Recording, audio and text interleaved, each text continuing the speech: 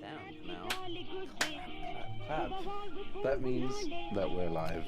Welcome to the Memoirquest. Hey. Thanks for having me. Yeah, we are live here, episode 9. We're very proud and happy to have the wonderful Lee Armstrong. Lee. In the studio. Hello. And as always, we have Thanks, Mr. hi. Henry Gibbs as well on the sidelines over there, and behind the scenes, Jokubas Tempgadichus. Hello. Somewhere out there. You know, Jokubas, he can always also just like if we're kind of if you wanna tell us about like a really fancy kangaroo you saw or something video, then he can just put it up on the screen over there, and we can enjoy watching it. That's great. We'll I'll it keep that loose. in mind. We'll keep it loose in the Memoirquest. Keeping it wild. So, welcome to the show, and thank you so much for coming. Did I already say that? I'm really happy about it. Maybe, possibly.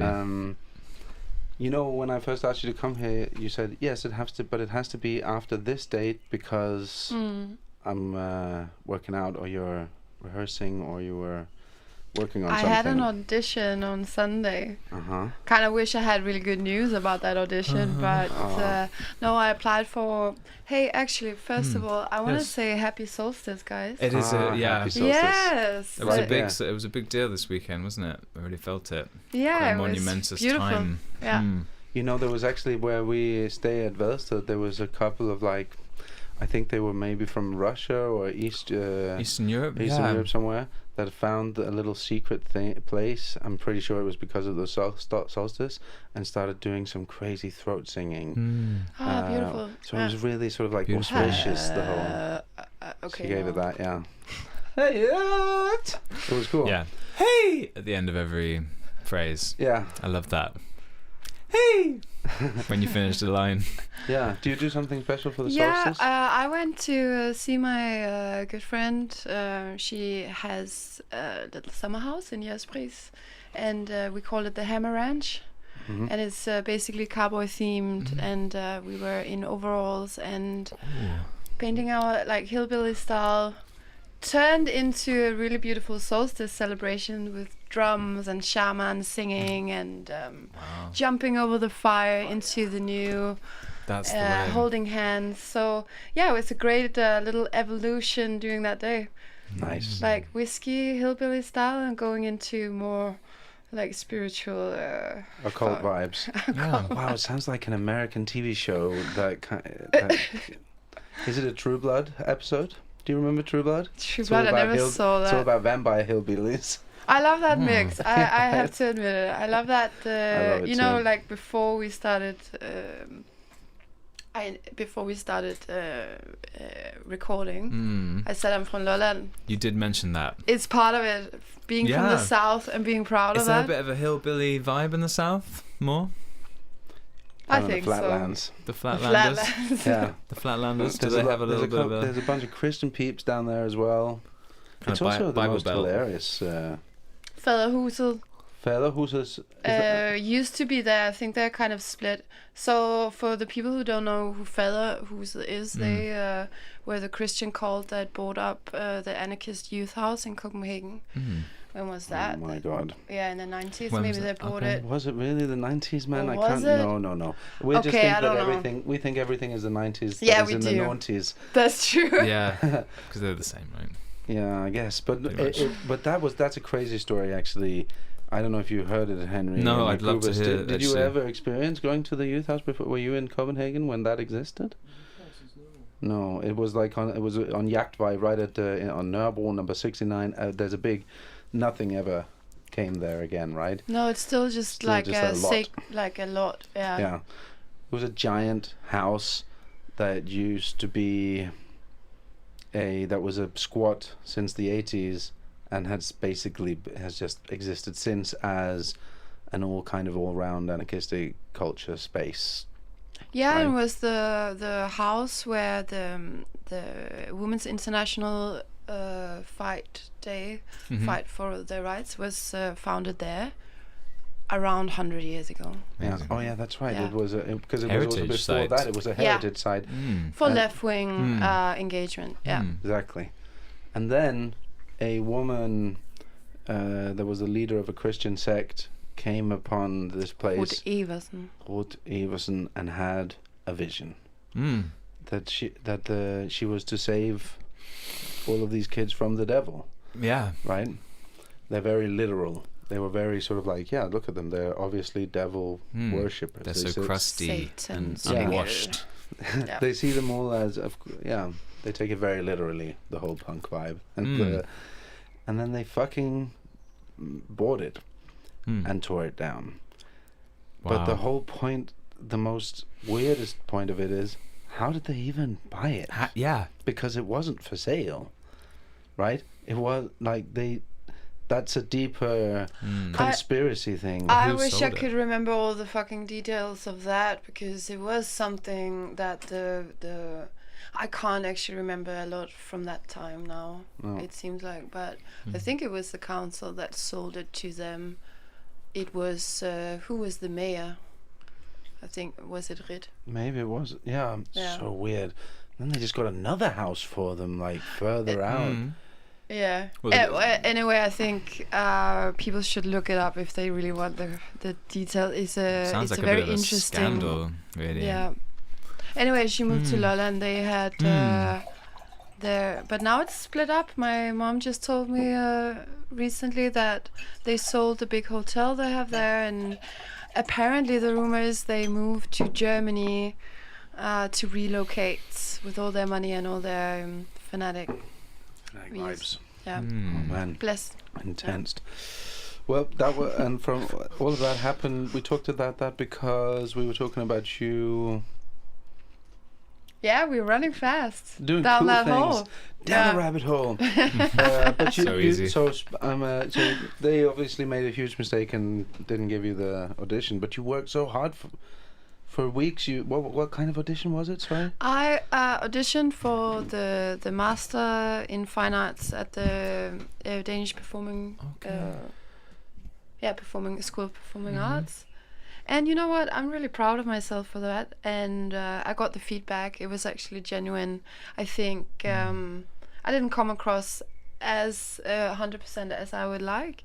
And so that's something to think about. How do you present yourself in a way you know who you are, but you have to be really precise in that short amount of time. It's a pressured situation, the audition situation. It was. It's a hard life when you have to be an auditioning person. I think you have to get quite tough. Yeah, you gotta be tough. You gotta be confident with yourself, even if you feel a bit shaky. Sure. I did really well during the day. It was a long day. It was from 8 o'clock in the morning, several tasks, and I think in the end of the day with my interview, that was I was too tired. That's a long day. What did those tasks look like? Yeah. So you had to do some technique class and dancing. It's contemporary dance. That's my education formally, like from years back. From London, right? You've indicated in London. Am I right? Yes. Whereabouts? I took the Trinity Lab in college. Oh, cool. Wow. A BA in fine arts there with stage arts. Nice. Yeah. Lovely. I was done in 2011. Okay. Yeah. It's a good time in London. Yeah, you were there also? I was there, yeah, that's where I'm from. I'm a Londoner. You're a Londoner. Yeah. Great. Yeah. I was there in 2011. It was Doing alright. what? We were doing alright then. It was still kind of okay. Yeah. I remember some good years back there. Yeah. I lived in Deptford. Yeah? And I loved it. Deptford's amazing. I lived on Deptford High Street. You did? And that's it's great news. magic, right? I The love people. Deptford. I spent a lot of time in Deptford. Great. Real close community. Yeah. Like genuine London. Yeah. Shout out to dig the Keep It in the Family crew, Totally, man. which is Kids Love Inc. and working Waiting Room, and sorry, I'm doing commercial. Waiting rooms are still, they're still going. Over there. Just good old punk rock and But good vibes. the squats have been closed, and you know it's obviously gone a bit further down the roads of gentrification. Yes, very much. But you still got the market and all that. It's great. Oh, nice to have a little hi, London nice to meet you. chat. Yeah, it's great. It's such a rarity these days. Now I'm over in Denmark. Yeah, I still go there. I still love going to the market. They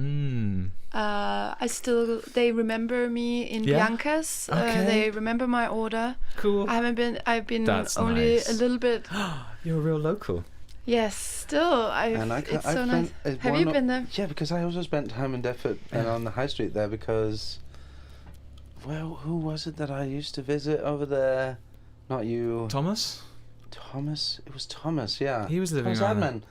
He was Did he live there? Yeah, he lived in... On the high street? Yeah, like close to the high street, yeah, in Deptford. After I moved. Yeah, I think so. He went over there and did a master's.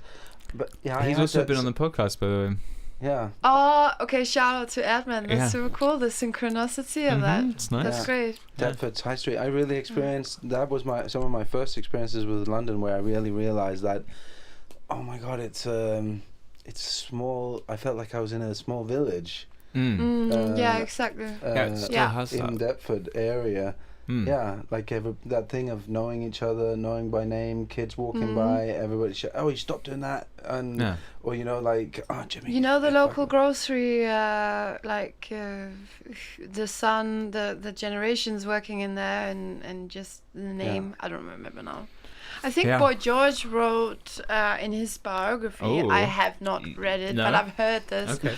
I heard that Boy George used to be a young punk sitting under the Deptford High Street Bridge, just being. Yeah, I can see that. I can see that. It's got a bit of a cool thing going on because of Goldsmiths College as well. So you got Goldsmiths like just there. So you got the hip kids, the art kids there, and then you've got the old, Cockney communities. And the market is one of my favourite markets. That I remember Selector Cafe. Selector Cafe, still exists. Yeah, but the market's one of those ones where you feel like it's kind of like there's a lot of house clearance stuff. So you got people die, or the house gets repossessed.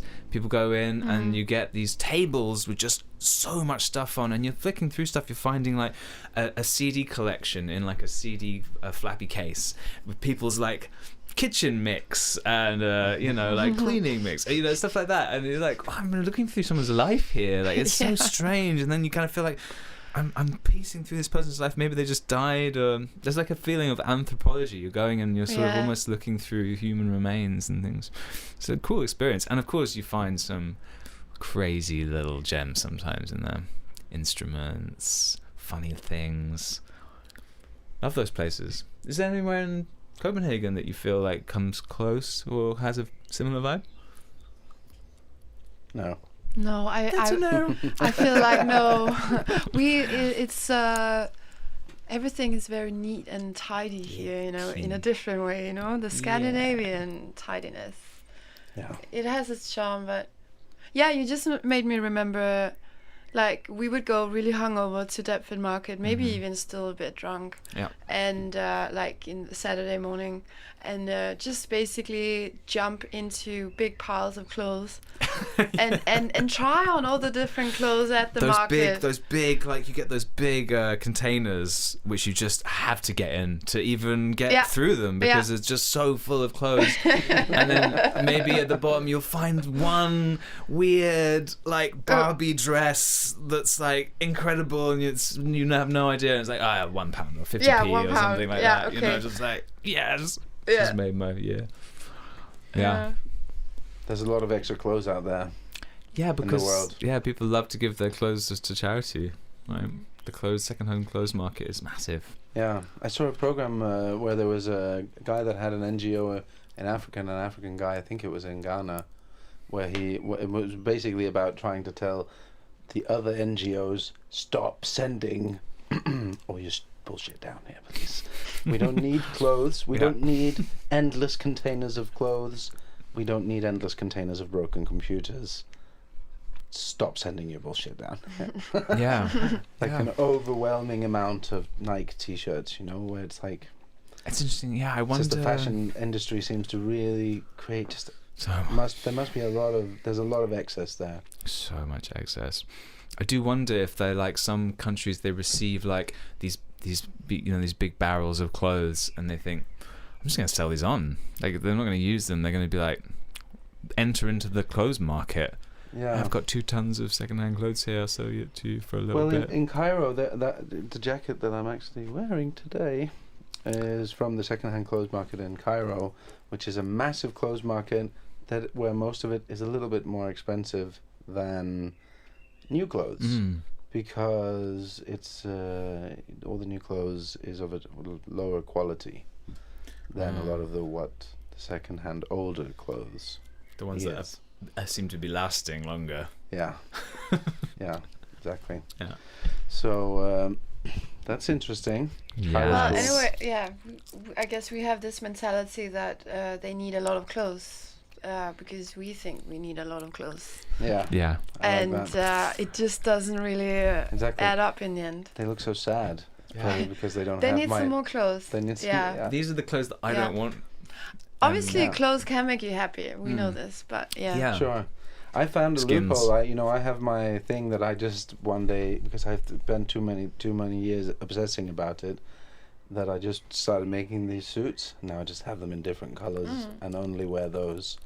And it's like, it brings me happiness, stable mind, and I feel like I got to sort of like the fashion down. Yeah, you don't have to think about No it. thinking No it's more all down. experimentation for you. Enough of that. Yeah, exactly. Yeah. Exactly. Kind of like But a sort it of sneaks in here somehow anyway with like that. a Korean accessory hats. Yeah. Change my hat. I don't even like to mix the color actually. Makes me feel weird. I'm like, no. Monochrome. It's your thing. It's got to be monochrome. Speaking of accessories, I actually brought something for you. Really? Yeah. And our cameraman will bring it. Oh my god, it's a gift. I've got to start getting Wow. things Oh my goodness me. There you go. Yes. I get it. Oh, you give Yeah, it to me. okay, so we do it formal. Here you go, Thank Michael. you. So I want to just say a little bit about the gift. Mm-hmm. So thank you so much for inviting me. I wanted to bring something that, because we know each other a little bit from back in the day, being young. We came up together. Younger. Yeah. And one of the nicest memories I have of you is us not going. We didn't go to work, I think, and we stayed in your flat. I didn't have any place to live at the moment, at that point of time. Did we have a telemarketing job that we quit We together? had a really weird telemarketing job, and we fucked it up by calling each other sitting next to each other and saying, hi, my name is, and then you had to say something really random like Moonbeam or something. Hi, my name is Moonbeam, or maybe even something a little bit worse than that. Yeah, sure. Exactly. Slut bang. Oh. And the other one would laugh so much, and you could not, you would just hang up because you were laughing so I think much. we went out for a cigarette break is how I remember it.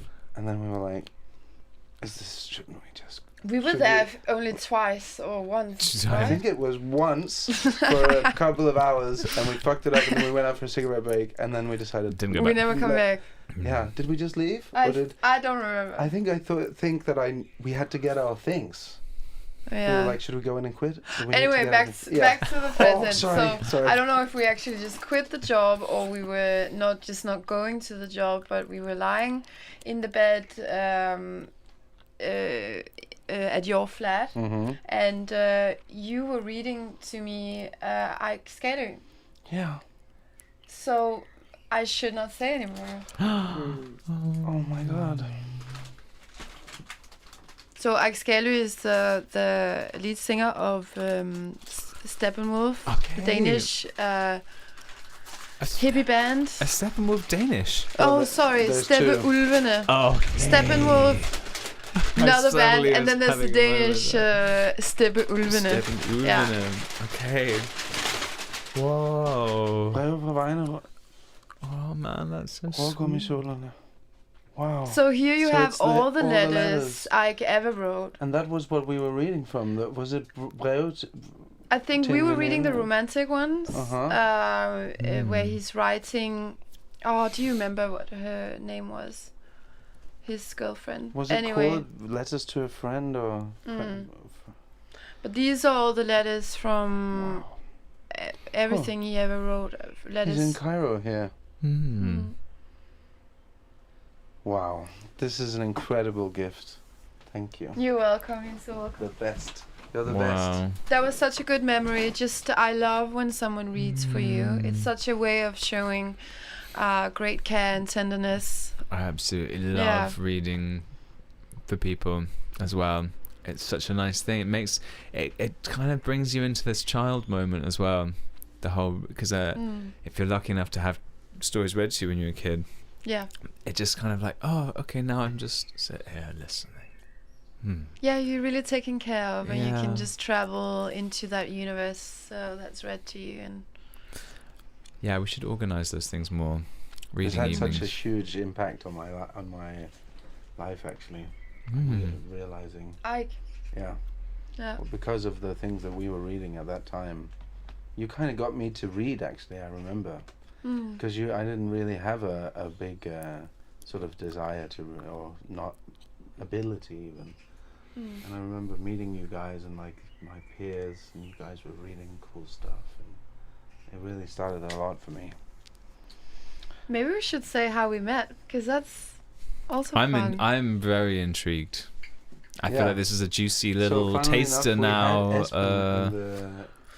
How did we meet though? What's the first meet? Because we had Esben Bureau in here. What's your first memory of meeting? Because I feel like I've got a couple. There's the house. Yeah, actually, times. okay. So being very precise, I don't know if I can do that.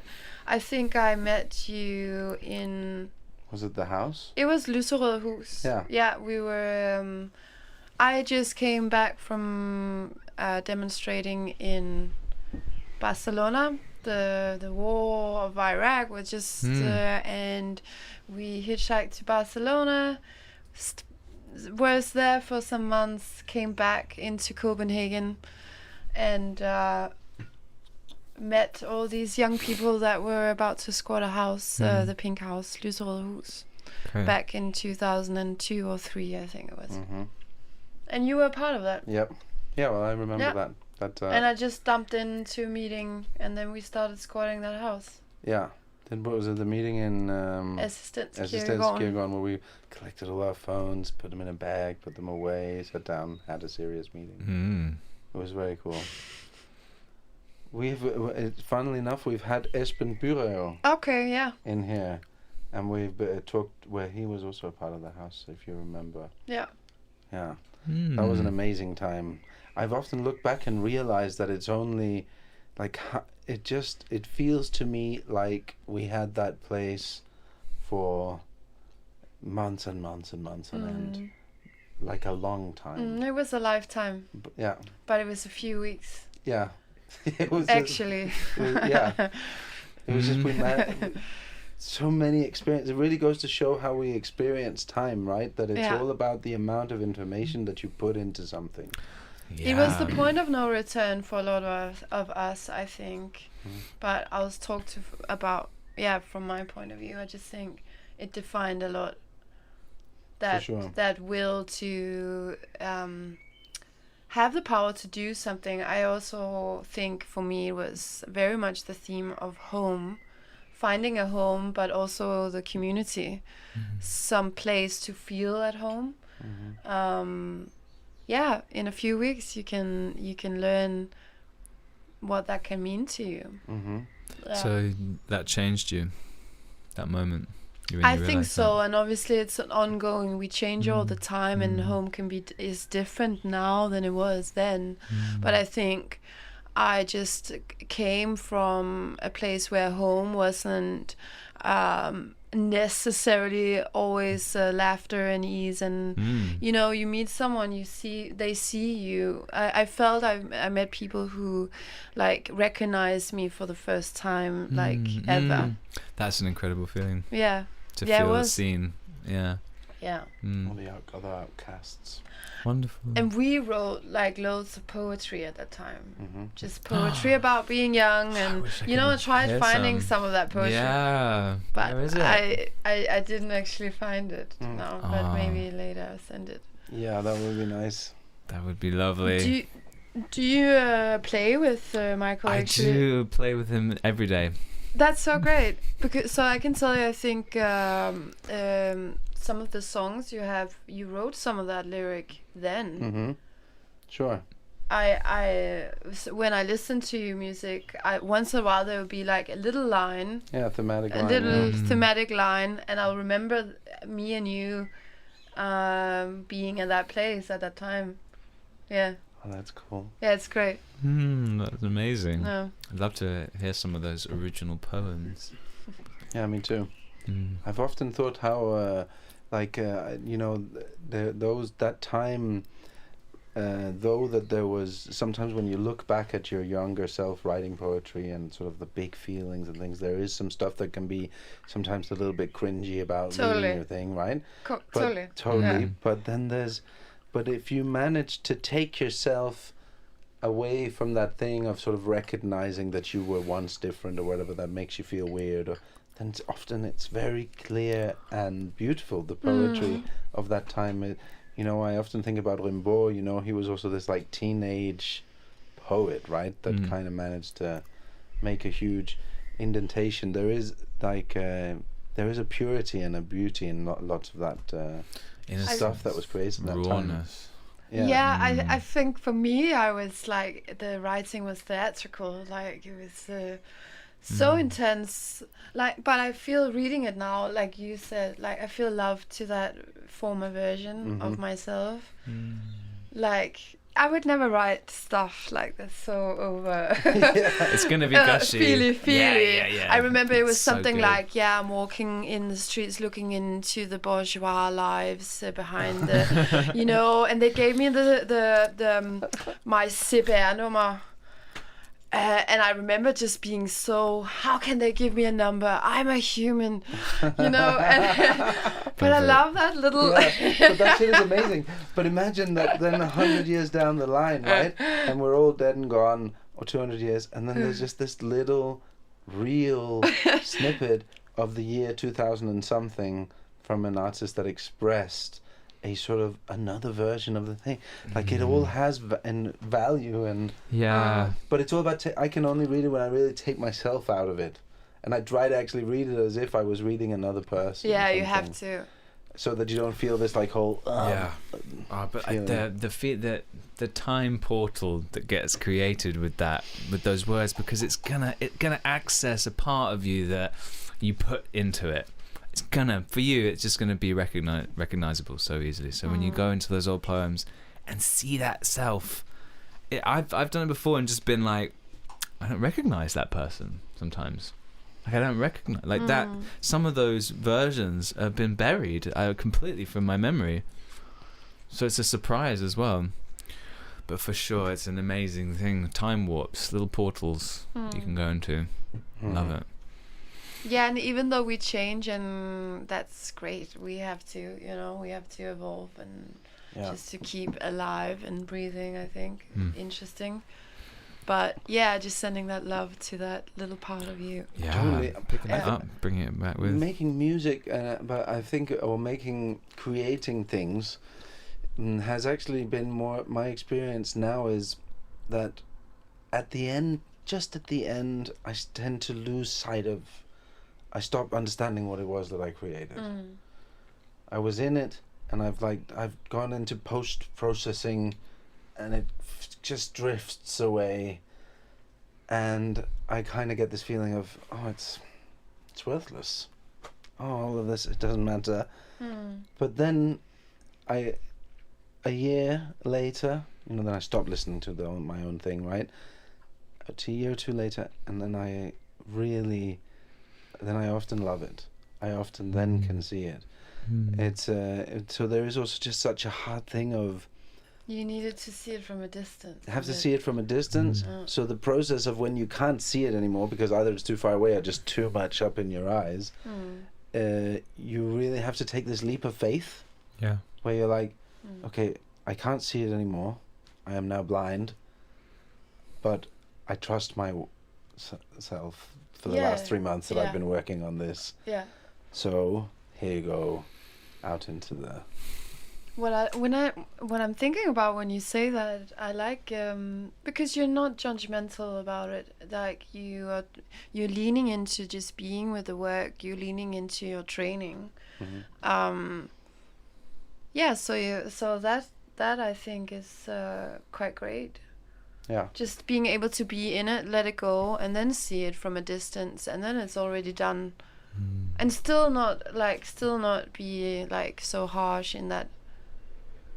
Yeah, I'm just thinking out loud now. Yeah, not being self-judgmental and hurting yourself, or like being Yeah, like getting out of the I'm just something. Okay, so I'm picking up on it because something I'm practicing myself is this. I'm trying not to be like it was a good or bad but it's there, and so do I want to use it? Not is it good or bad, but do I want to use it? What is how can it contribute into a broader aspect of just me and myself, you know? And can I see that? Then I think it has purpose. I think, yeah. Good or bad is definitely just not. Yeah, you kind of tend to start letting go of that. I think maybe it's also because when you do just keep on practicing and being with your work, at one point or another, it stops being bad. Because you're too good. You can't do it bad. And then you also realize, okay, so this is not the metric that I'm playing with anymore. I am able to do this. So now it's more of a thing, was it powerful or not? Yeah, you're able to... Yeah, did my intention see through it? Yeah, was it what I want to say? Yeah, was it authentic enough for what I think for, I've had a great experience lately with this album that I've made where I actually did this... I've always had this very sort of mystical feeling with music where it's like, if something happens, it should be allowed to exist because it happened. And I still really love that idea and the way of working with that. But this time I took this other thing where I said, okay, it's not important, the music, what's important, like those things that happened. What's important is if I understand if I choose to keep it in or not, and I know the reasoning behind that. You making the choices deliberately. And if there was any question, if I ever questioned myself, I would know that there was. I would be like, oh yeah, I took that choice because of the reference to the Marlon Brando movie that has this thing inside it. That's why it's there. Worrying like that. So instead of that being put in place of because it happened, because the music was the powerful thing in that moment, and I kind of. I felt you like worked a lot with that, right? I've worked a lot with so now you want to try and flip that coin. Totally. And it took me to a place where I really felt for the first time much more comfortable with the music because it wasn't a thing that I was observing. It was me. I took all the choices. Like I asked for things. I know the little things. So I alleviated myself actually from quite a lot of that nervousness. Like what is it, right? Is it the music? Like I really, I just have I really, I feel like I've learned something from that process. And with experience, we just, can lean into your craft. How do you lean into your craft, by the way? I like the way that rhetorical. Do you still smoke cigarettes? Funny you should say. I'm trying to quit smoking, and I'm really happy you guys are not smoking. But I'm definitely like thinking about it a little bit in the back of my head. Because does that cigarette? It has a tendency to just linger there. It's lingering. Okay, so how do I lean into my craft? Maybe I can start saying how someone else kind of described it to me the other day. My old dance teacher, I just had Jenny Major. She was one of the first people kind of to introduce me into contemporary dance. At your old school that you were in London? In Denmark, actually. Okay. She prepared me for going into to do the auditions for the schools. And I just had the pleasure of working with her for the last 3 weeks. And she said something really nice. I think that was that what she appreciates is, so I make quite a lot of like live art performance, durational performance art, I guess. Great. But always with a sense of respect and like familiarity to my contemporary dance training. It's all that element is always there. And what she said was she really likes that my approach is still very technical, even though I'm not actually doing like really hard phrases, but I'm leaning into my technique in order to express almost like very simple choreographic ideas mostly. So I think, I like to think she's right. I'm leaning into my craft by leaning on my technical ability, but and then I guess also just allowing. I like also to leave a lot of space under during the performances to just have things arise, because I'm leaning into my training and my experience. I feel I can do that. Yeah, there's space for it. You're confident enough that there is a structure that catches you if you get a bit. Yeah, you can and stay within line. But I guess that's a bit different from you, because I don't have a band behind me.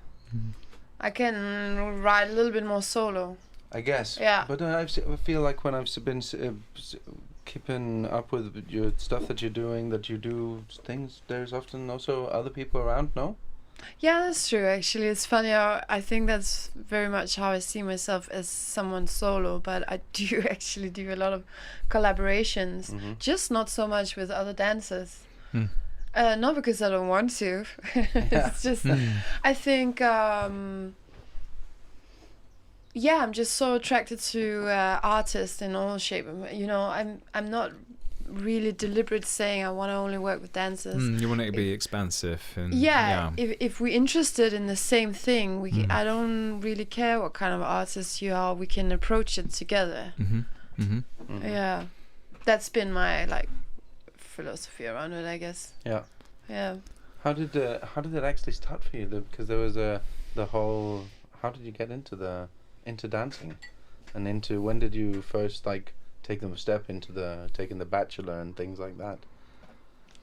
Yeah, well, so I've always been dancing. I love dancing. It's been my free space. I don't know. Do you say that in English? Safe space, maybe. It was my little I made choreographies as a kid. So okay, I'm doing a bit of a detour now. But my dad is. I grew up very Christian and grew up going to all these Christian meetings, like free church meetings, and I always would dance there also. Okay. So my parents, especially my dad, would say that dancing is a given, in his opinion, from God to me, but it's come very natural.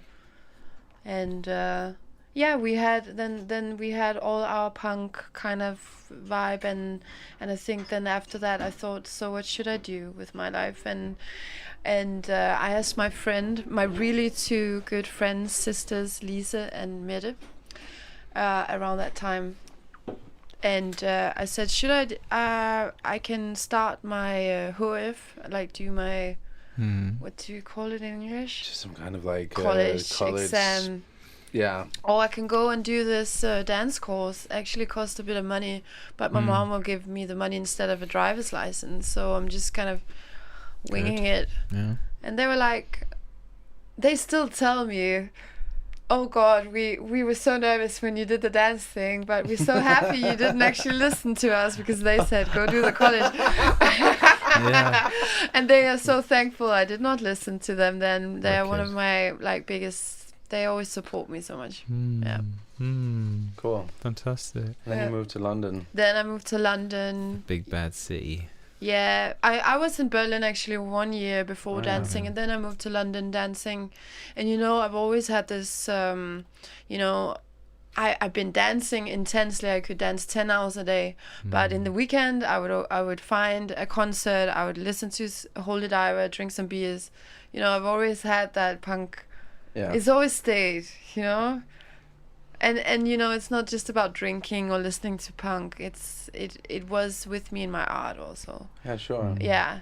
Yeah, well, it makes you special in it as well. I mean, coming into something very, it seems like a very you know, a school or a culture that has a lot of history and things like that. I bet a lot of people can get lost in and become. Yeah, I think I was a bit older, and I still knew who I was and where I came from, and I brought that with me as an advantage into my craft. So I wasn't like a blank canvas. Yeah. Which can be good, but that wasn't me. Yeah. Yeah. That's cool. So music, it's always music. Dance was a bit of an escape as well, and so your kind of outlet for your expression when you were growing up. Yeah, it's funny because when is something an escape, or when is something actually leaning into what is? You know, it's that border is weird. I think I'm still investigating that. Yeah, totally. I mean, escape it sometimes has a bit of a negative thing because it's the idea of going away from something or going towards something. You know, like if you're escaping, you may be trying to get away from something, but you could be escaping in your imagination and going towards something as well, like creatively. Yeah. But it's important, isn't it, to have these outlets? I think expression. Now recently, when I think back to some of the works, like I experimented a lot. I didn't put a lot of limitations. And I think now, looking in retrospect, when I now the last couple of years haven't made so much work as I used to do, I can see how they were very much like rituals of catharsis. Yeah. They were rehearsals for change, be that inner change or wanting to change the outer world, you know? Yeah, that your development as a person is like completely linked with your development as a performer, and you know, finding your purpose. Yeah. Can be luckily expressed through art. Yeah, and I'm a firm believer that the private is relevant for the public, like for the collective. In what sense do you mean that? Private and public? In the sense of like sharing things? I think sometimes we as performers, we get that little like, you can get that little doubt, am I a narcissist actually? I just want people to look at me, you know? And you know, I don't feel like that in any way, but I think that's where the argument would be, that what I'm experiencing, someone else will relate and can mirror themselves in that, and therefore it's relevant. Therefore, I'm actually like, you are giving something. Yes. As well as experiencing something. And as well as receiving something. Yeah. Like there's an exchange going on. Definitely. But it feels like there's a bigger picture that you're working on as well. Like this human exchange thing. Like it's just something that you put out a piece of art and it can touch so many people in different ways. You know, and that's the beauty of sharing it, is that, you know, you can't ever know what influence it will have on the world, but for sure it's going to have an influence. I think that's something that we share as well as part of our kind of like, we love doing the music thing because it does connect you to a higher purpose as well, I think, than just like, I just want to be loved or I just want to make money or whatever. Though I can I add something? Though I have to say right now, I feel like this is me talking about a little bit the work that I used to, like looking back. I think now I'm, yes, the private's still relevant, but I think we as artists right now, in our own quirky ways, we have to feel responsible to respond to what's going on in the world, especially when it's like on such a big energy right now. Sure. I'm not saying be political, like be an artist. You don't have to be a politician, but I do think we have this like craft that we can really like provide something important into those conversations. Yeah, man, it's so powerful. Why do you think? 100%. Yeah, I often think about like places like Saudi Arabia that, or places that have a lot of restrictions on art, censor on art. Why? Because it's too powerful. It's very powerful. It's too powerful. It's going to change even everybody. Just to change the discourse completely. Yeah. It has this ability to do one symbolic gesture, and it just goes. Yeah, it's ritual. It's energy. It's vibration.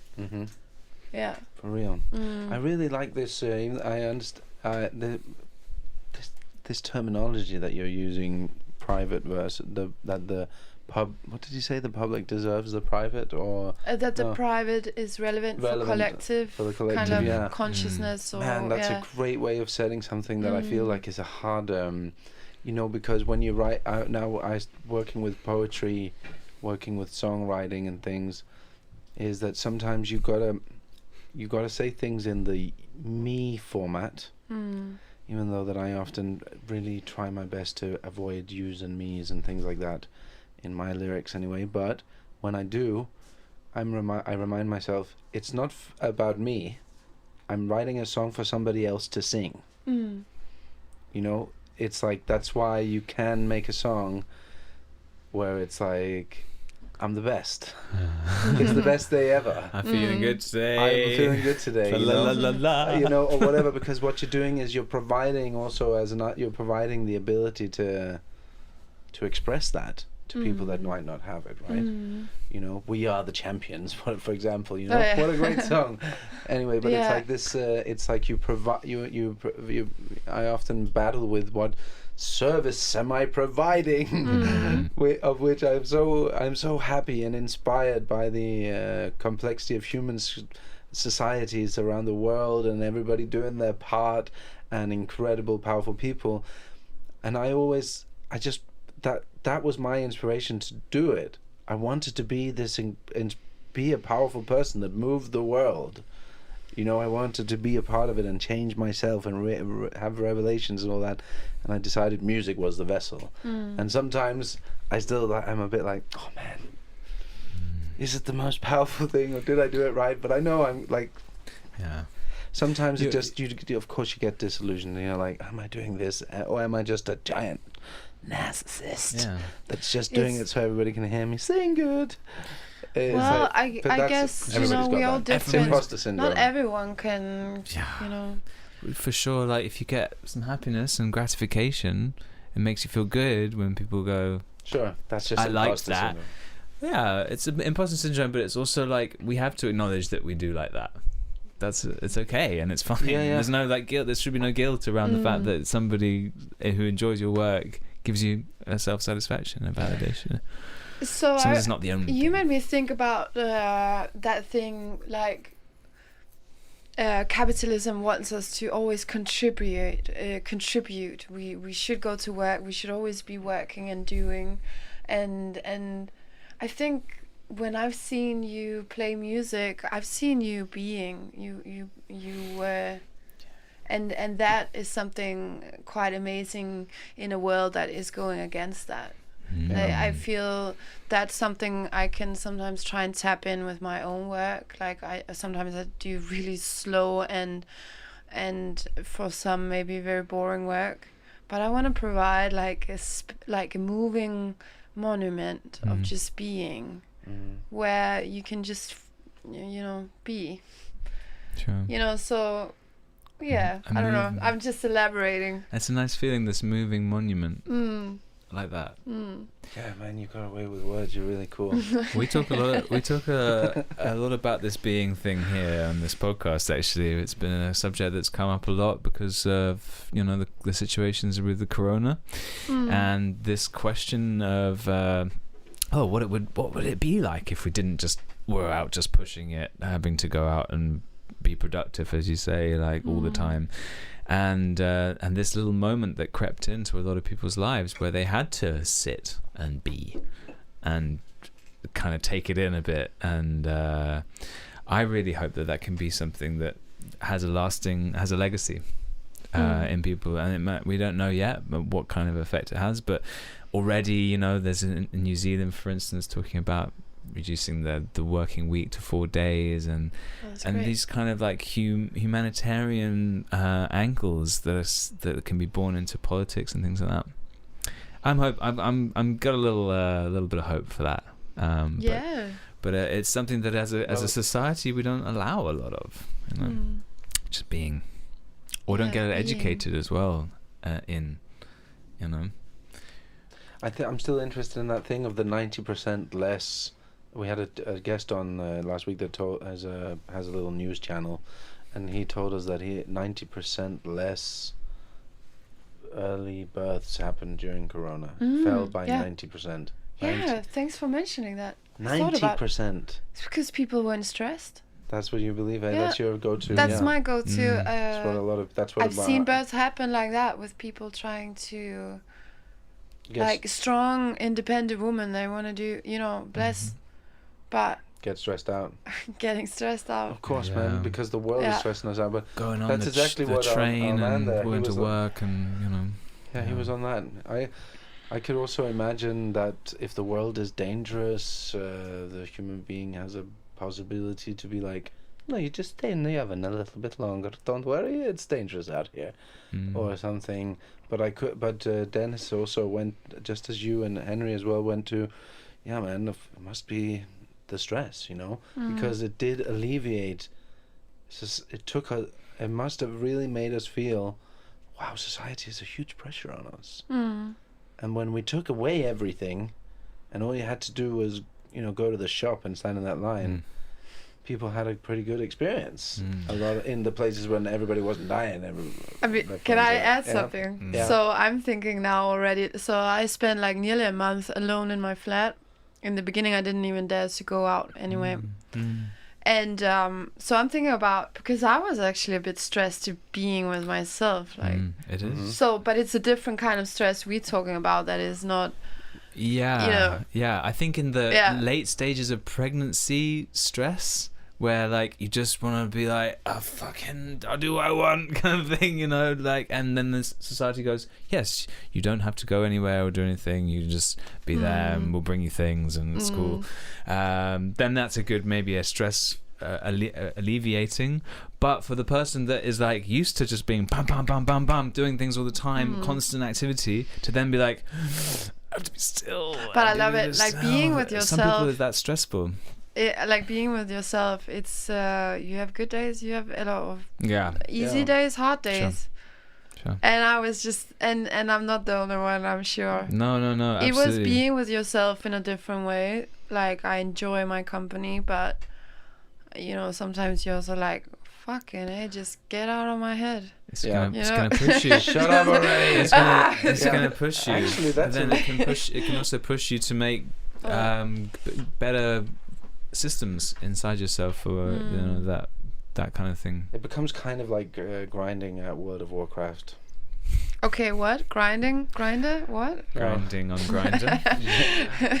Grinder World of Warcraft. Grinding on Warcraft. Yeah. Okay, I don't know this reference. World of Warcraft is it's one of these online games, and basically you have a little avatar, and you're trying to get this avatar to be super good. I have to learn to get a pickaxe and then smash the wood, and I'll build a little house or some armor or whatever, and you're just all the time leveling up. And all gamers know that at some point or another, this like at like level 50 out of 60 or whatever, there's this sudden like, what is it that I'm doing? The again? Coronavirus and came. what you're doing is that you're just grinding. You're just playing this game where you're not actually playing the game. You're not even going into some cool battle. You're just like gathering resources and Second like, Life, and doing this other thing. And sometimes I feel like that one can get stuck in this inner world where you're just trying to level yourself up. You're like, I have to get better at that thing, and I should probably rank. Oh, remember this thing you did when you were 5? You're a piece of shit. No, don't talk to yourself like that. And like you just end up that you're your own avatar. Yeah. That you're trying to level up all the time. I feel like I'm trying to do anyway, and since that I'm so rickety piece of shit that just needs so much constant mending, sometimes it feels good to just put the mouse away, leave the controls, and maybe just tend to nothing for a little bit. And and even that can be hard, I guess. And that's super hard. And you'll notice in meditation as well, that kind of tending to nothing. It's that accepting. all the shit is going to come up, right? Yeah. I did that. I had a good meditation today, actually, really interesting. I usually have these things where, like, I just let my mind go, and then every time something comes up, I'll tell it, thanks for coming. Thanks. Yeah. I'll tend to you later. I'm just busy with something else. Go. And then another thing tries to come up, and then I'm going through a lot of things these days, and I felt this pain, and I couldn't I couldn't feel. It was weird. It wasn't in my head. It wasn't a thought that I was trying to say relax. I just felt this heaviness in my body moving around. Anyway, it's a very esoteric experience of then being able to also... Then I was just like, okay, pain, I'm just going to sort of mentally tell you everything's going to be fine, and that I just got to do something, but I promise that I'll carry you around until later. Like, I'm not going to just let you... Yeah, so you don't have to bang the door in. I'll come fetch you. Yeah, exactly. Like, yeah. I'm not going to put you away. You're right here with me, and right now you can be... You're all right with what you are. Like, it's just that I'm just elaborating on this because I'm so interested in this thing of the of our inner universe and how we can get lost in there, and this thing of the corona thing of, I think a lot of people met their inner universes sometimes, right? And that can be just so overwhelming, but it really doesn't take a lot of time actually before you might sort of learn a bit about yourself and come to terms with some things. If you're pressured into being alone with your thoughts. Yeah. There's this thing in magic, you can say, as above, so below. So you reminded me of that, like being with myself can sometimes being with nature, being with something outside myself. So rooting myself as below can be by like physically just being with roots, being I think forest for me is very much a place where I feel I can expand a little bit in just being in my own little body. I can be a part of something that's a bit bigger, and just root with the trees, and that gives me that meditation sense for me, I can get that. Self-grounding, yeah. It is very powerful. Rooting. Like, I think trees are amazing, I don't know, what should we call it, creatures, entity. I don't know. They depend on each other also. They need forests. They are forests, but they're also individuals. But not, I don't know. The idea of individualism when you go into a woods is like, everything is very connected here. That's the thing that I enjoy, is losing my individualism when I go into the nature. I don't ever feel alone. I don't feel if I'm feeling lonely or I'm having a bit of a blues session. The woods, the nature, it's good for that. Yeah, it's an Can't embracing be lonely place. when you walk in the forest. I can't anyway. My friend Melon Kate, she does. She's a performance artist also. She does other stories that I can really recommend. Check out. It's like a journalism where you come really close to the people they're interviewing, asking about more like emotions or. Anyway. She's cool. Yeah. Okay. Super great. Cool. Yeah. Yeah. So there's a little edit where they're interviewing a climate psychologist, I think. Climate psychologist. Yeah, if that's a thing. Okay. Anyway, you can guys look it up. We'll Other stories, and where he's saying when he's listening to the trees, he can hear them say, "Why don't you stay a little bit longer?" Like we are, and they think we're funny. We don't have roots. We're running around, like.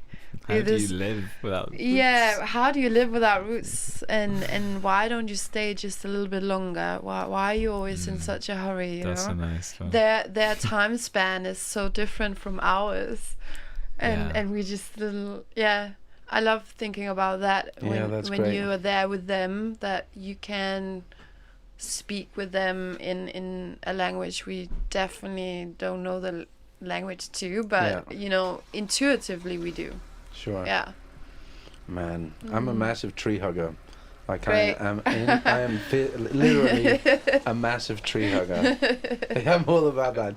Trees, man, they like high fives, lots of hugs, slap them on the side a bit, give them a kiss. Do you feel you can know that you can feel the different personalities of trees? Yeah, actually, I read a book some years ago where it was just titled "Trees Can Have Friends." Trees can have human friends. Sorry. Like, and I connected with that. It was just actually like a little novelette about a guy walking in the forest talking about the different trees. But I feel like that there is always a strong connection, and that you can always come and hang out with a tree. I've never separated it really into different sort of personalities or different energies. But I've always been. I feel like and it's not necessarily, how it is. But I just heard from other people they're sensing. So I was curious. Yeah, I love it. There's what was it that you just said before? They said they wanted you to stay a bit longer.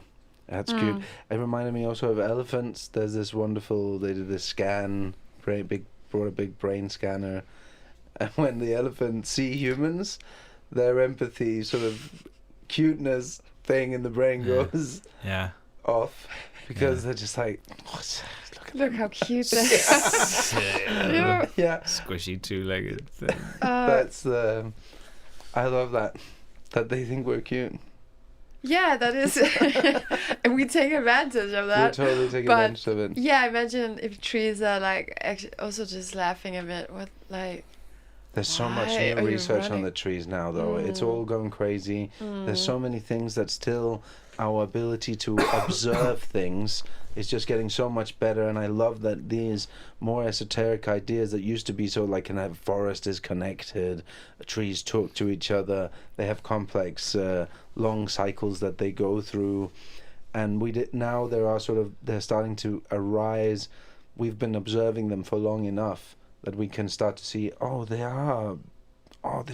this tree sort and this tree sort, they actually always war each other, and they grow in a certain way so that when I die, I'm gonna fall on that guy. And the mycelial network thing is very interesting. I don't know how much you know about this.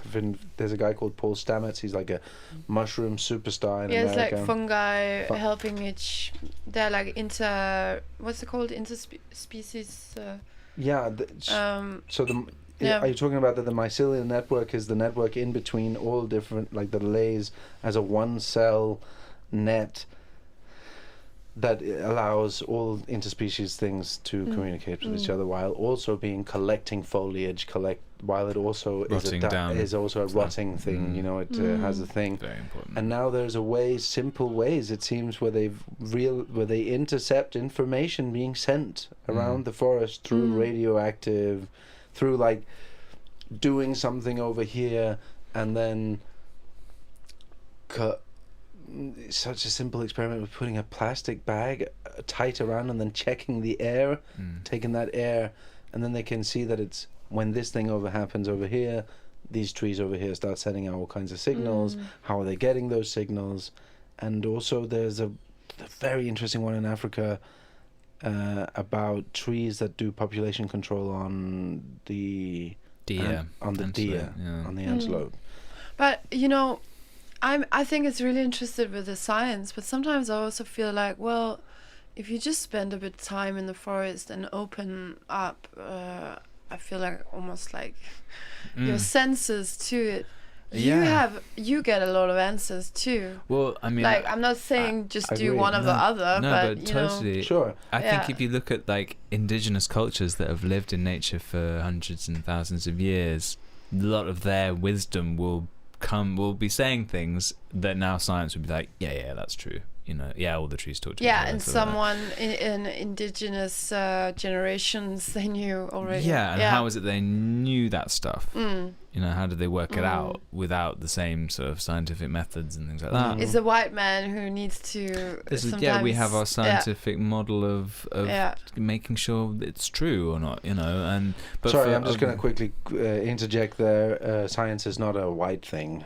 science is a thing from that people from all over the world enjoy. That's true. And of and course. us claiming that is actually totally stupid and kind of takes away from a lot of people. This is actually an international thing. It's not about white people or Anglo-Saxon culture, right? So we've got to be careful with that. I would say That's true. But True. But I do understand the sentiment that you might be getting at, which is that there is a modern human thing that totally discredits a culturally specific thing. Yeah. Of science, a branch of science in a way. Well, that says that will look down upon indigenous sciences, for example. Let's call it science.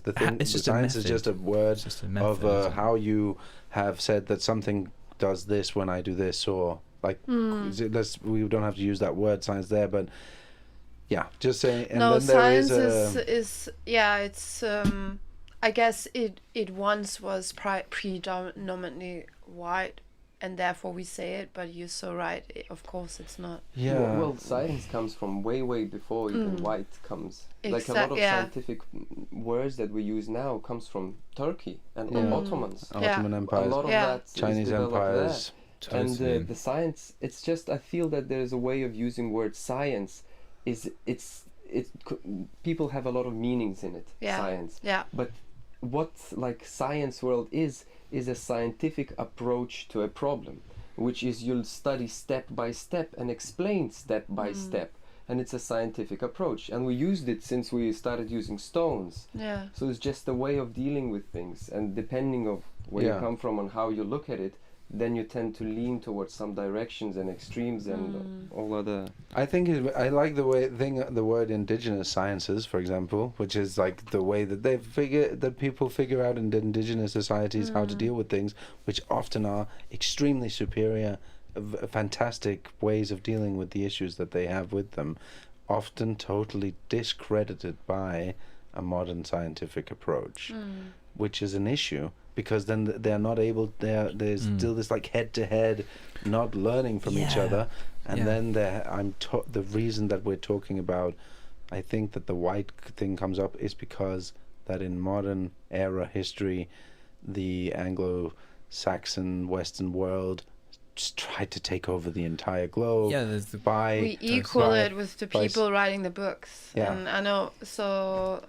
Totally we need to get out of that. It's definitely wrong. True. So it makes sense. It's just those days of science of the colonial times, and the kind of those where when we look back, we could see it through this lens of cultural kind of an imperialism that science would be. It's a tactic that was used working alongside, and of course, and still is probably with that racial superiority thing going on, which is definitely a valid part of the old science argument, but of course we have to be more specific probably with the can't just generalize science so much as I probably do that quite a lot. Why did we come up with this? Was basically it's because I totally we're talking about trees, but can trees, I just when you said colonial, let's just now I have a microphone, let's just say it out loud. Denmark was the 7th biggest colonist. We do have a part in slavery. Just everyone, just remember that. Yeah, exactly. We're also a warfaring nation. Recently into the Iraq War, together with England and England, Spain, and America were basically the allied and Denmark, right? Australia. Yeah, we have a long history of that. I'm very. My Danish history is very, very small. I know lots about the British colonial history, but not at all anything about the Danish. Really. I just get so pissed off. Everyone's talking about how with the Black Lives Matters in Denmark right now. It seems like everyone's forgetting what's the really important thing here, as let's say as a nation, but of course also as individuals, taking responsibility. And we're just saying, we don't like being told what to do at demonstrations. I don't know if you heard this, but at the Black Lives Matter, they put out some guidelines for white people at the demonstration. I was there. I thought it made sense to me, even though I'm a white person. But anyway, a lot of the conversation now is about this, that it's reverse racism, obviously, it's not And I can totally understand why they would give those things out, because otherwise they have a lot of white people probably coming up to them and being like, what should we do? Like, what do we do? Looking for leadership in a way, or looking to be told. So it's a kind of a nice way of like, here's the guidelines, here's what I think it's a responsible thing, actually. It's taking a lot of responsibility. Not, everybody is very sensitive for the reverse racism thing, which of course is a problem. But you can't reverse it because there's no structural history of racism towards white people. No, exactly. So you can't reverse it. But no matter what culture you are, you'll always feel like someone could be racist against you. If you don't have that education in the kind of structural aspects and the history, it's a thing that people will always feel. And that's a tricky one in the race discourse, I think, to try and navigate through, because you can change some people's minds, but it's the people that have that sensitivity that you want to communicate with the most, because they're the ones who are going to be perpetuating the struggle. So what were some of those rules? Oh, sorry, was it rules? It was the guidelines was, for example, white people cannot say I can't breathe, because we can breathe. We are not getting killed by police. So, and people got, at least Danish people are not responding well to that. Also, it was saying that people of color should go up front, be up front in the demonstration, also be the ones leading the kind of, what's it called, parola. The yelling or the chanting. Yeah. And also maybe also the white people should be closest to the police, like be like almost like a border. Yeah. It's a really effective thing to do, actually. Just very effective. Put your body in there and diffuse. Yeah. But you know what? You were just talking about that sensitivity. I like that word, fragility. It's like it's being very fragile about your own color as a white. I think we need to. It's being reactive as well, I think. You can make mistakes. We all want to learn, but we have to listen in order to learn, and not. Yeah. I just think it's sometimes those people that do have that fragility might just be, okay, so you just reverse racism and now I'm feeling the otherness, and then kind of playing out that thing. I think I always want to catch the people that are on that in that place and trying to make more conversation, because otherwise I feel like they just get down the rabbit hole of like, oh, it's just reverse racism, or I don't take my rights away, or kind of like that. I think that we as white people, so maybe we can do that work.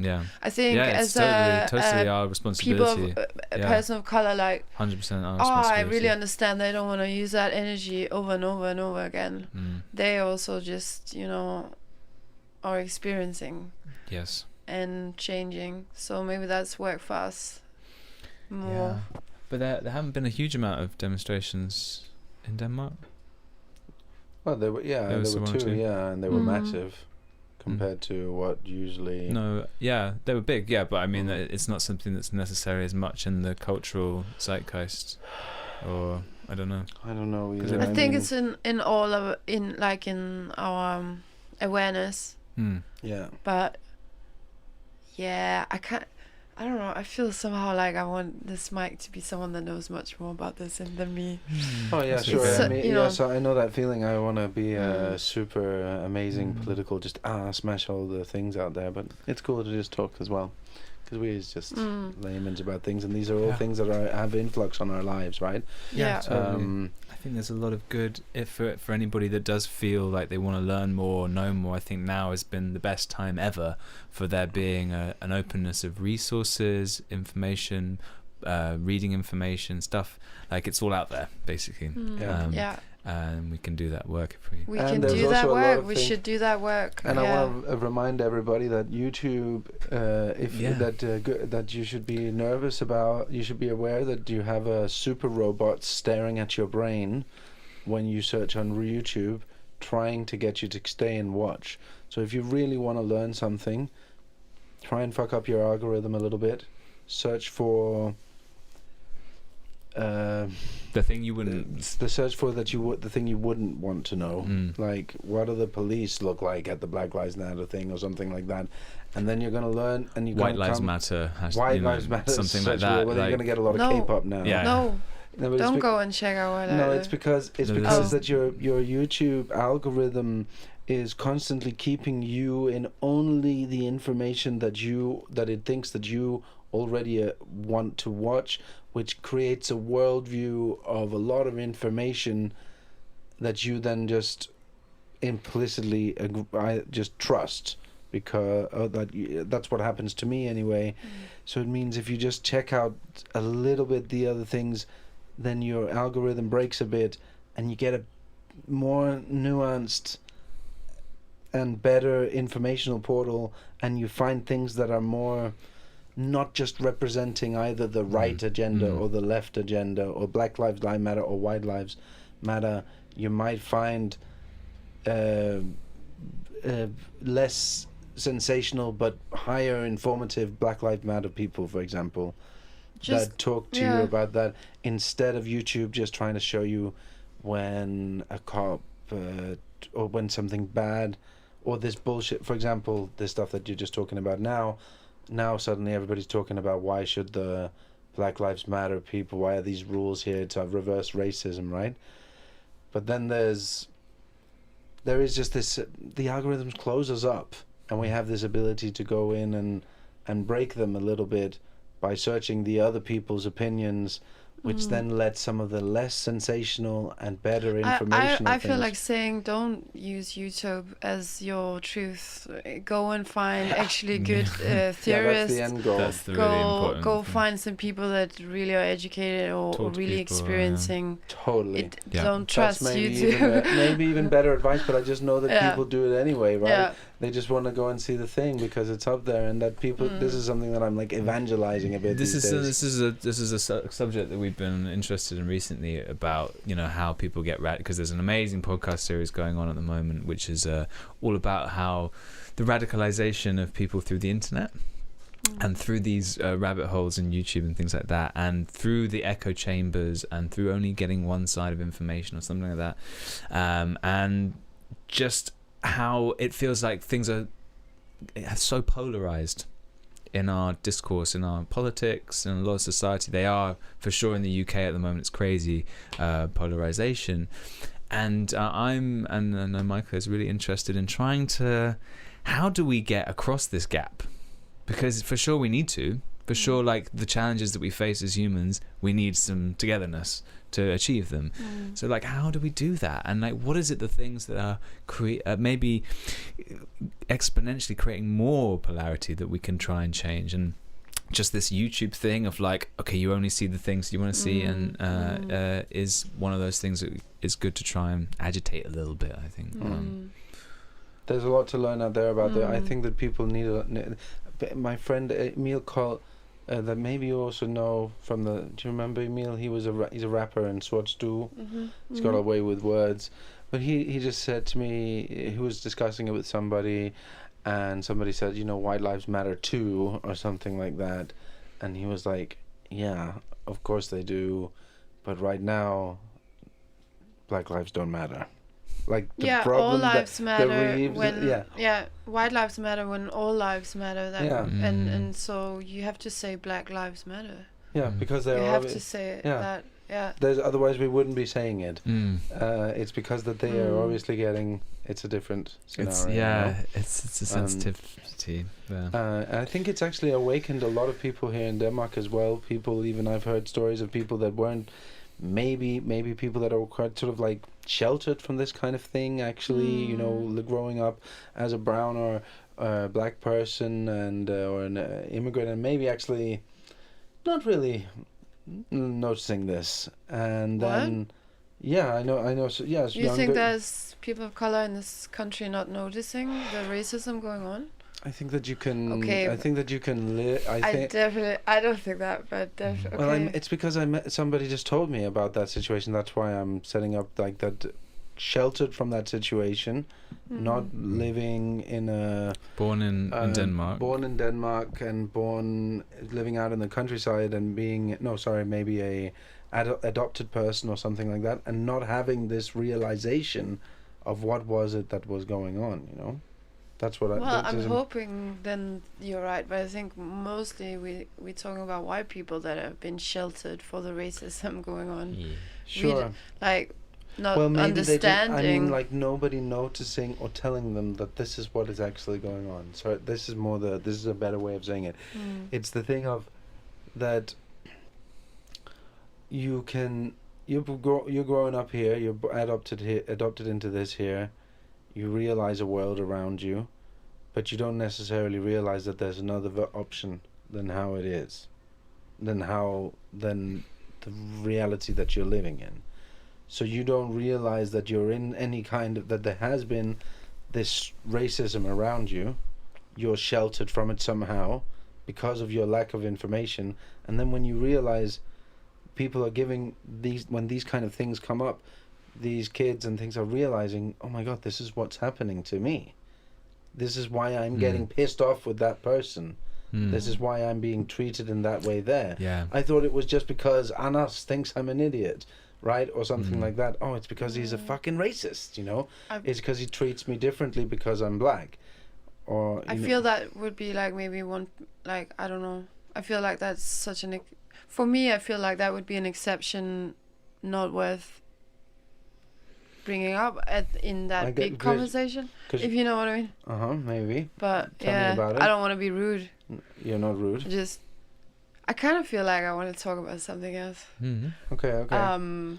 Maybe it's my white fragility that.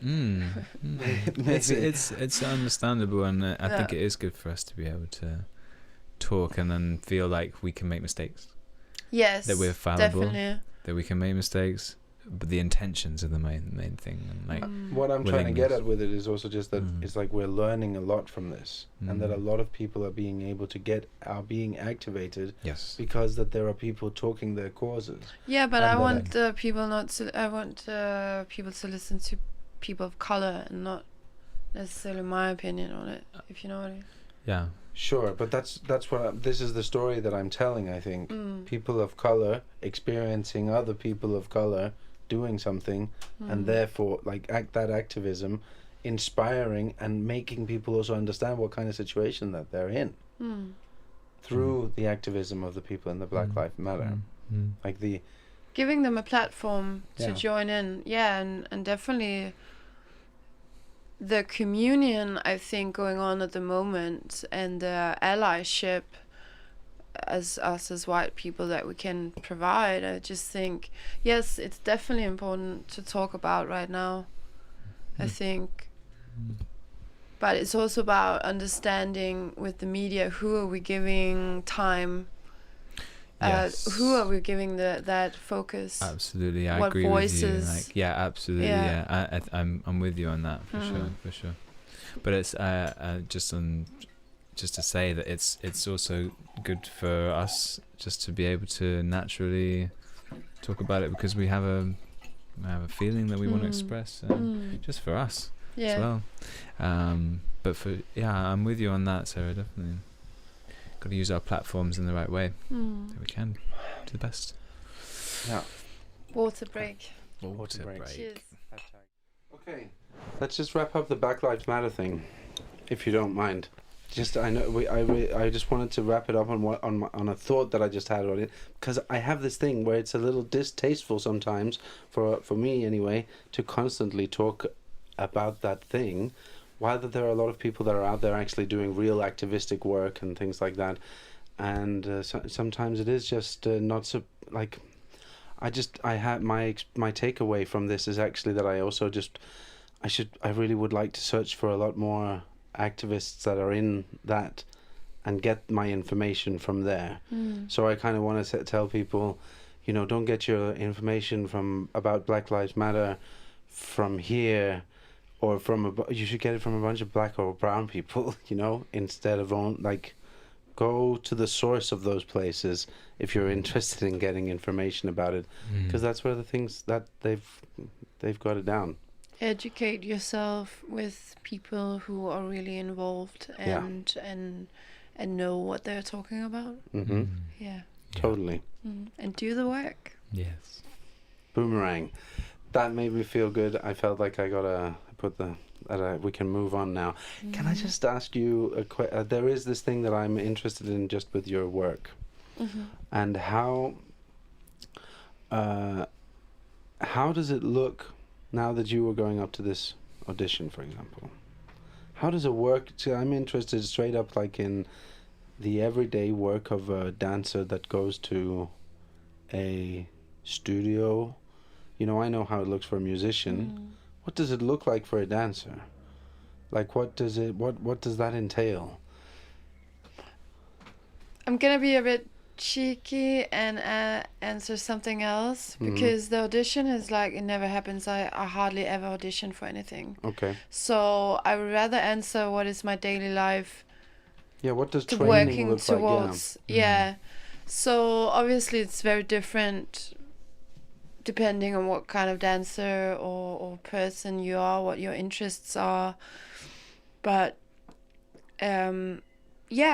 just touching base with technique, dance technique, your craft. But for me, it's also like reading, just diving into things that really inspire me. Drawing, writing, everything that can kind of feed like a starting point.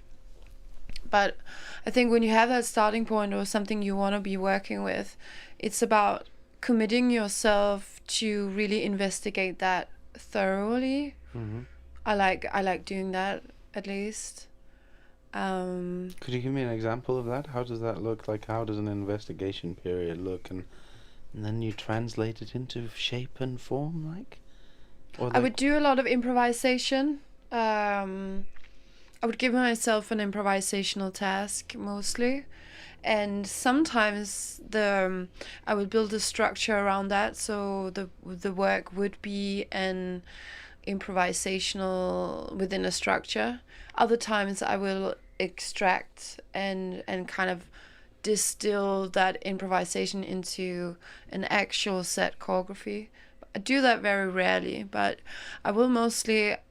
I like working with having, like, committing to one idea. So I think I said it some time quite far back in this podcast, I said sometimes people think what I do can be a bit boring, and so an example would be the commitment to, I work with like the commitment to travel. So what does travel mean? What is that speed?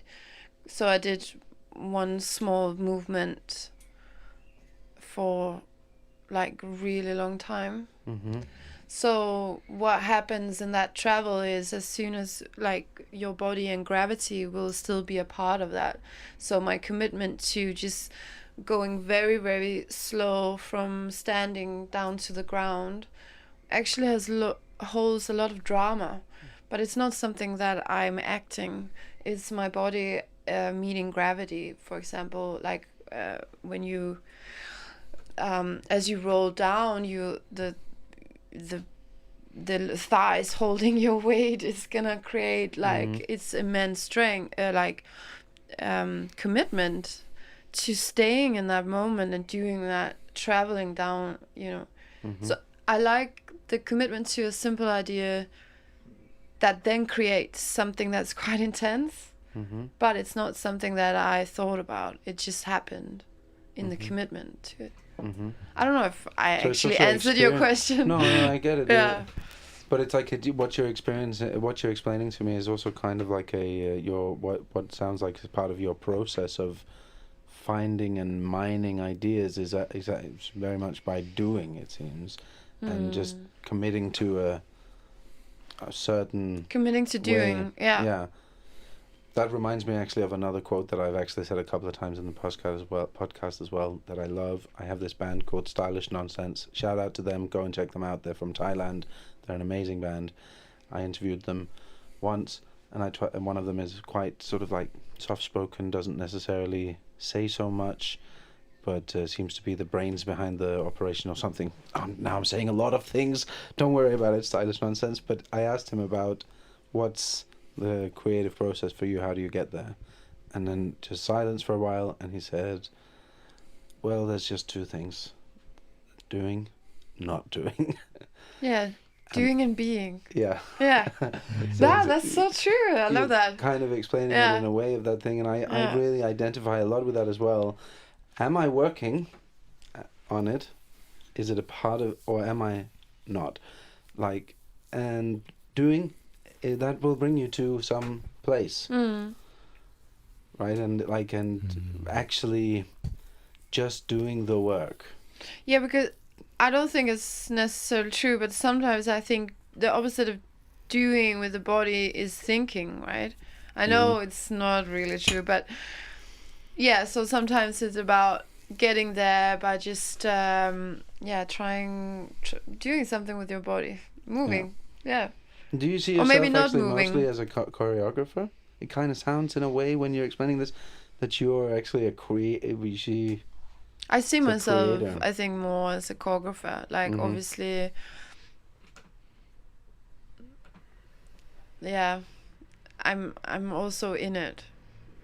But yeah, I think I'm having a hard time to say yes or no here because I'm in a transition with it. My identity, how I view myself, as what kind of etiquette, like what I call myself, is changing at the moment. So I'm not really sure. Yeah. But yes. Cool. I actually had a transitional period like that for a while myself, where like I'm a composer, and I have been that for years now. But I say that, and it doesn't, and it kind of also had a bit of an auspicious sort of like, am I really that? Is that Anyway, it can be very satisfying to find to use those new words about your self, and it kind of to give yourself that title. Yeah. Yes, I am a choreographer. Indeed. But I also like even if I would do hardly anything, I would like to, like, even if I wasn't moving that much, I like the idea that then someone could still be a dancer, or that someone could be a choreographer and never work with the body, only work with paper. Yeah. We can really expand the way that we think about, because in a way it's everything is movement, right? Everything is a set of movements. Yeah, even your emotions, your thoughts, or those things. It's just movements in your body. Yeah, and now we talked a bit just geography. Everything is always moving, and just even. I don't know. Do I want to end this podcast by saying stones? Stones move. Stuff moves. Good night.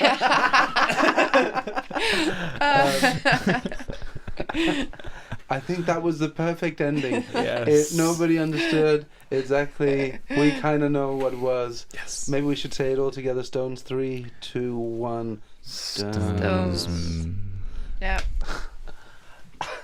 Well, thanks for having me, guys. Yeah. Yeah. I hope that you'll come again real soon. Am I allowed to do that? I can come There next is week. no limit so far. We haven't had to ban anybody from coming back yet. Great. So we're just trying to get up to 25 different people, and then we're just going to start again. Start recycling. And then it's basically just, that's why it's called Memoirquest. Because it's about